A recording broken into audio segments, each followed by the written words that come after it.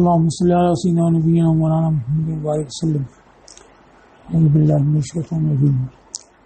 فلا تجعلوا للہ اندادا وانتم تعلمون. تو اللہ کے لیے مقابل نہ ٹھہراؤ جبکہ تم جانتے ہو. یہ فلا تجعلوا کا تعلق کہاں سے ہے اور ربط کیا ہے اس کو بیان کیا کہ اعبدوا سے متعلق ہے. اس طور پر کہ یہ نہی ہے جو اس پر معطوف ہے. تو اعبدوا جملہ انشائیہ ہے صیغہ امر کی عبادت کرو اپنے رب کی. اس پر تو اللہ کے لیے مقابل نہ ٹھہراؤ.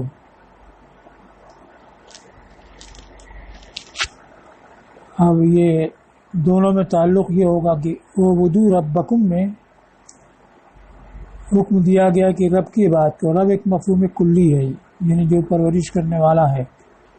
اب اس کے بعد اس کی صفات ہیں الذی خلقکم والذین من قبلکم کہ وہ رب جس نے کہ تم کو پیدا کیا اور ان کو جو تم سے پہلے ہیں. پھر اور صفات ذکر ہیں. تو الذی جعل لکم الارض فراشا والسماء بناء واخرج لکم رزقا. تو یہ ان صفات کے ساتھ ذکر ہوا. تو صفات کے ساتھ ذکر جو ہوا تو یہ ایک مفہوم کلی ہے کہ جو ان صفات والا ہے اس کی بات کریں. تو اب اس کے بعد ان صفات مقدر یہ ہوگا کہ ان صفات سے موصوف سوائے اللہ کے کوئی نہیں ہے. یہ اس رب کی بات کرو جس کی یہ صفات ہیں اور صفات سے موصوف اللہ کے سوا کوئی نہیں ہے. تو اللہ کے لیے کوئی مقابل نہ ٹھہراؤ. اسی لیے یہاں فلا تجعلوا لہو نہیں آیا کہ ما سبق لہو ہوتا تو ربکم کی طرح ضمیر راجع ہوتی. اور یہاں بتانا ہے کہ رب جو ان صفات والا ہے وہ صرف اللہ ہی ہے. تو اللہ کا کسی اور کو مقابل نہ ٹھہراؤ کیونکہ ان صفات سے موصوف سوائے اللہ کے کوئی نہیں ہے. تو کوئی اور مقابل بھی نہیں ہوگا. ایک ترکیب یہ ہوئی.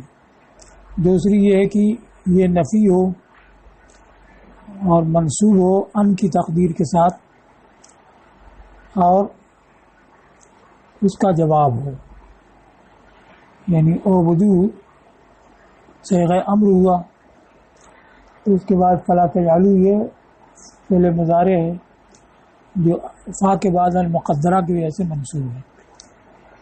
تو امر نہیں استفہام تمنی عرض اور نفی. امر نہیں نفی استفہام تمنی عرض 6 چیزیں ہیں کہ ان کے بعد فعل مضارع ان مقدرہ کی وجہ سے منصوب ہوتا ہے. ان کے بعد فا آئے گا. فا کے بعد ان مقدر ہوگا. فعل مضارع منصوب ہوگا. اب اس کی ترکیب کیا ہوتی ہے؟ تو جیسے زرنی فاکرمک میری زیارت کرو کہ میں تمہاری عزت کروں. تو زرنی تو جملہ انشائیہ ہے اور اکرمک یہ ان کی تقدیر کے ساتھ اکرام کے معنی میں ہوا یعنی فاکرام. تو یہ مفرد ہوا. مفرد کا عطف سے جملہ پر درست نہیں ہوگا کہ زرنی تو جملہ ہو گیا کہ تم مجھ سے ملاقات کرو اور پھر میرا اکرام ہو. تو عطف مفرد پر جملہ یہ صحیح نہیں ہے. اب اس کی صحت کے لیے جمہور نے یہ کہا کہ زرنی سے ایک مصدر نکلے گا یعنی لتکم من کا زیارتم.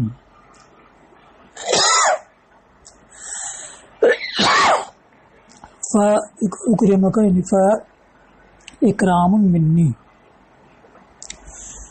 تمہاری طرف سے زیارت ہو ملاقات ہو پھر میری طرف سے اعزاز ہو. تو لتکم من کا زیارتم یہ زیارت المعطوف علیہ مفرد ہوا اور اکرام یہ معطوف مفرد ہوا. تو عطف مفرد بر مفرد کی قبیل سے ہے. اور عزیز نے یہ اختیار کیا کہ فاکرمک کا مطلب فاکرامی ثابتن. تو زرنی یہ جملہ انشائیہ ہو گیا اور فاکرامی ثابتن یہ جملہ خبریہ ہو گیا. تو جملہ خبریہ کا جملہ انشائیہ پر عطف ہے. یہ معنی ہے. اب ان 6 چیزوں میں کیا ہوتا ہے؟ امر نہی نفی استفہام تمنی عرض میں یہ 6 چیزیں ہیں ایسی ہوتی ہیں جو ابھی حاصل نہیں ہوئی. تو اس میں شرط کا معنی ہوتا ہے یعنی اگر یہ ہوگا تو یہ ہوگا. مطلب یہ کہ اگر زیارت ہوگی تو اکرام ہوگا. تو یہ بات اس میں پائی جاتی ہے. تو اس طرح سے مطلب ہے کہ عبادت ہوگی تو اللہ کے لیے شریک ٹھہرانا نہیں ہوگا. یعنی ان کانت منکم عبادت فعدم جعل الانداد للہ ثابت رضی کے طور پر، یا ان کانت منکم عبادت فعدم جعل الانداد، یہ نکلے گا کہ اگر تم سے رب کی عبادت ہوگی تو شریک کرنا ٹھہرانا بھی ہوگا. یہ دو ترکیب ہوئی. تیسرے یہ کہ لا تجعلوا یہ متعلق ہو لعل سے، لعلکم تتقون فلا تجعلوا للہ اندادا. تو اب یہ ہے کہ یہ 6 چیزوں میں لعل تو ہے نہیں. ترجی کے بعد فعل مضارع المقدرہ کی وجہ سے منصوب ہوتا ہے، تو تمنی کے بعد تو ہوتا ہے، لیکن ترجی کے بعد یا لعل کے بعد فعل مضارع المقدرہ کی وجہ سے منصوب نہیں ہوتا ہے. تو پھر یہ لعل سے جب تعلق ہوگا لعلکم تتقون میں جو لعل ہے اس سے تعلق ہوگا، تو یہاں پر فعل مضارع المقدرہ کی وجہ سے کیسے منصوب ہوگا، تو اس کو بیان کیا کہ الحاقا لها بالاشیاء الستہ لاشتراکها فی انہا غیر موجبۃ. یہ لعل سے متعلق ہے اس بنا پر کہ یہ تجعلوا کا نصب ویسے ہی ہے، اللہ ان نصب تجعلوا نصب فاطلع فی قوله تعالی، کہ تجعلوا کا نصب ویسی ہے جو اطلع کا نصب ہے باری تعالیٰ کے ارشاد لعلی ابلغ الاسباب اسباب السماوات فاطلع الی الہ موسیٰ. فرعون نے کہا تھا یا حامان لی صرحا لعلی ابلغ الاسباب اسباب السماء، یا حامان میرے لیے ایک محل بناؤ شاید کہ میں آسمان کے کناروں تک پہنچ جاؤں تو موسیٰ کے معبود کو جھانک کر کے دیکھوں. تو یہاں اطلع منصوب ہوا، اسی لعل کے بعد فعل مضارع واقع ہے اور المقدرہ کی وجہ سے منصوب ہوا. تو یہ منصوب کیسے ہوا اس کو بیان کیا کہ لعل کو 6 چیزوں سے لاحق کرتے ہوئے اس بات میں کہ یہ اشتراک ہے، اس لیے کہ یہ سب شریک ہے اس بارے میں کہ یہ موجب نہیں ہے. جیسے کہ امر ہے ضروری تم میری ملاقات کرو، تو اب ملاقات کرنا کوئی امر لازم نہیں ہے. یا لا تنہا عن خلق متعاطی ہے، مثل کسی عادت سے نہ رہو گے جبکہ تم ایسی کر رہے ہو. تو یہ اب جو بھی 6 چیزیں ہیں یہ سب لازم نہیں ہوتی ہیں، شرط کا مان رکھتی نہیں. اگر یہ ہوگا تو یہ ہوگا، اگر زیارت ہوگی تو ملاقات ہوگی. ان لالا تنزل و بنا تصیبہ خیرہ، کیوں نہیں اترتے ہو کہ خیر پاؤ، یعنی اگر اترو گے تو خیر پاؤ گے. تو یہ سب موجب نہیں ہے، جیسے کہ شرط موجب نہیں ہوتی ہے. تو ویسے ہی لعل کہ امید ہے کہ ایسا ہو تو یہ ضروری نہیں ہوا. تو اس بارے میں جیسے وہ 6 چیزیں ہوتی ہیں ویسے ہی لعل بھی ہے، لہذا لعل کو انہیں 6 چیزوں سے لاحق کر دیا گیا. اور جیسے ان 6 چیزوں کے بعد المقدرہ کی وجہ سے فعل مضارع منصوب ہوتا ہے، تو لعل کے بعد بھی فعل مضارع منصوب ہوگا. تو اب مطلب کیا ہوا کہ عبادت کرو اپنے رب کی لعلکم تتقون، اس امید پر کہ تم تقوی والے ہو جاؤ تو اللہ کے لیے مقابل نہ ٹھہراؤ.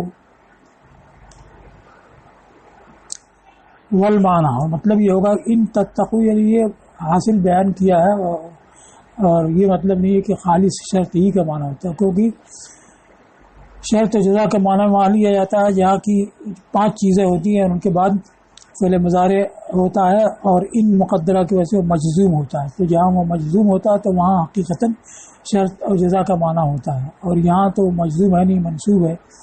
تو یہاں حاصل معنی بیان کیے کہ مطلب یہ ہے کہ اگر تم تقوی والے ہوگے تو اس کے لیے مقابل نہیں ٹھہراؤ گے. تو یہ 3 ترکیب ہوئی. چوتھی ترکیب فلا تجعلوا کا تعلق الذی جعل سے ہو، اگر تم اس سے کلام شروع کرو.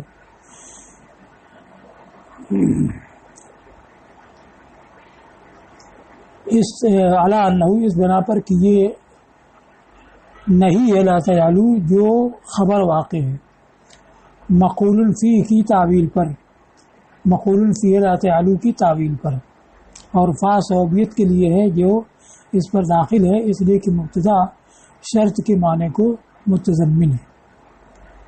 تو اب مطلب کیا ہوا کہ الذی جعل لکم فراشا، وہ جس نے کہ تمہارے لیے زمین کو فرش بنایا اور آسمان کو شامیانہ بنایا، اور آسمان سے وانزل من السماء ماء، اور آسمان سے پانی اتارا، پھر اس سے تمہیں رزق دینے کے لیے پھل نکالے.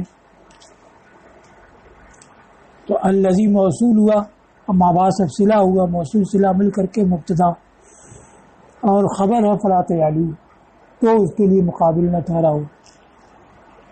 تو اب مبتدا جب خبر واقع ہو تو اس میں فا نہیں آتا ہے، لیکن اگر مبتدا متضمن ہو معنی شرط کو تو اس کی خبر میں فا آنا جائز ہوتا ہے۔ جیسے ان تاتینی، کل من یاتینی فلہ درہم، جو بھی میرے پاس آئے گا تو اس کے لیے 1 درہم ہے۔ تو من یاتینی یہ مبتدا ہوا، کل من یاتینی مبتدا ہوا، اب یہ متضمن ہے معنی شرط کو، تو خبر میں فا آ گیا فلہ درہم۔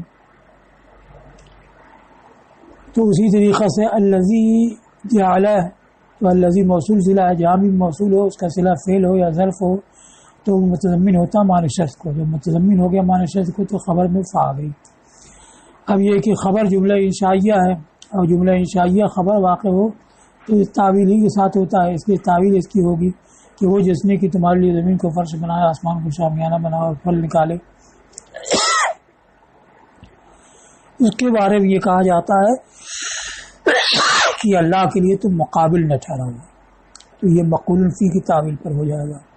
تو یہ چوتھی ترکیب ہو گئی۔ پہلے یہ کہ اعبدو سے متعلق ہے، وہ جملہ انشائیہ ہے، اور یہ لا تجعلوا جملہ نہیں ہے، جملہ انشائیہ یہ بھی ہے۔ دوسری یہ کہ اعبدو سے تعلق ہے، جیسے امر کے بعد فعل مضارع منصوب ہوتا ان مقدرہ سے، ویسے یہ بھی ان مقدرہ سے منصوب ہے۔ یہ لعل سے تعلق ہے، وہی کہ اس امید پر کہ تم تقوی والے ہو جاؤ تو اللہ کے لیے مقابل نہ ٹھہرو۔ یا الذی جعل، یہ لکم الارض فراشا یہ مبدا ہو، فلا تجعلوا یہ خبر ہو، اور فا للصوبیت، فا جو ہے صوبیت کے لیے ہے جو اس پر داخل ہے، اس وجہ سے کہ مبتدا شرط کے معنی کو متضمن ہو۔ مطلب یہ کہ من حفکم بہذہ النعم الجسام والآیات العظام ینبغی لا یشرک بہ، حفظ گھیرنا، جس نے تم کو ان بڑی بڑی نعمتوں سے اور عظیم نشانیوں سے گھیر رکھا ہے تو چاہیے کہ اس کے ساتھ شرک نہ کیا جائے۔ تو من حفکم یہ مدعا ہو جائے گا، ینبغی لا یشرک بہ یہ خبر ہو جائے گا۔ تو اس طرح سے بھی ترکیب اس کی ہو سکتی ہے۔